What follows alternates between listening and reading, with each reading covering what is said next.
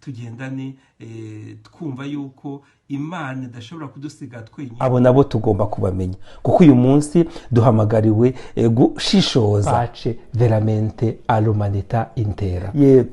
Dukomeze rero duhe umwanya ayo mayobera mu rukundo rwacu. Nyine izo roho mbi zose ari izivuga ari n'izitavuga zose arashaka kuzitorokora kugira ngo twongere dutangire bundi bushya, dutangirane na Yezu Kristo umucunguzi wacu, duha umwanya wa mbere ijambo rye mu buzima bwacu bwa buri munsi. Ivanjiri uyu munsi rero iratwereka Yezu ubabaye.